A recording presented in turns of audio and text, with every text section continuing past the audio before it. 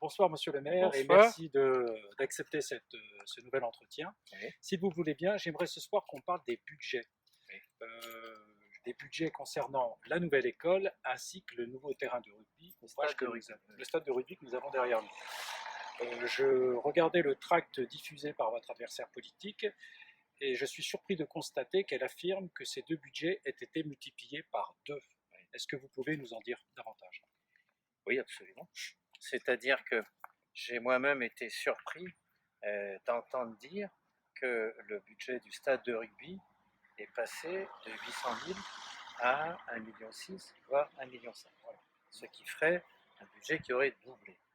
J'ai été d'autant plus surpris que le budget prévisionnel de ce futur équipement a été approuvé par le conseil municipal à l'unanimité lors de sa séance de,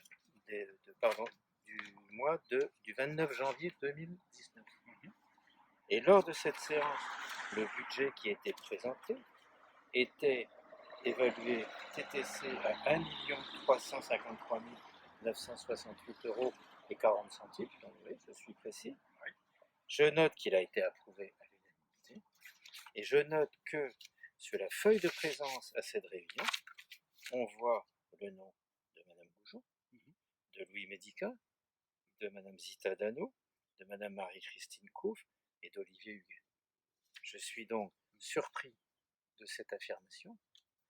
Quand il a été question de 800 000 euros, ça remontait à bien avant, et c'était un projet qui était différent, un projet de terrain, etc. Tandis que là, c'est devenu un projet de stade, avec un certain... On voit d'ailleurs le bâtiment, avec des vestiaires, un clubhouse, on est sur tout à fait autre chose, et il a été approuvé comme ça. Alors, c'est vrai que s'il passe, comme on le dit, à 1,7 million, c'est sûr que ce sera une augmentation importante, mais on n'est pas encore rendu au bout de ce budget-là. On voit bien que les travaux ne sont pas finis. Par contre, je sais qu'en raison du Covid, l'interruption des chantiers pendant plusieurs semaines, etc., on risque de nous demander des contributions spécifiques, notamment pour l'application des mesures sanitaires, pour l'immobilisation des grues, pour tout un tas de choses. Donc tout ça, ça se discute, mais on est loin de l'affirmation qui disait qu'il s'agissait d'un budget de 800 000 euros qui aurait été doublé.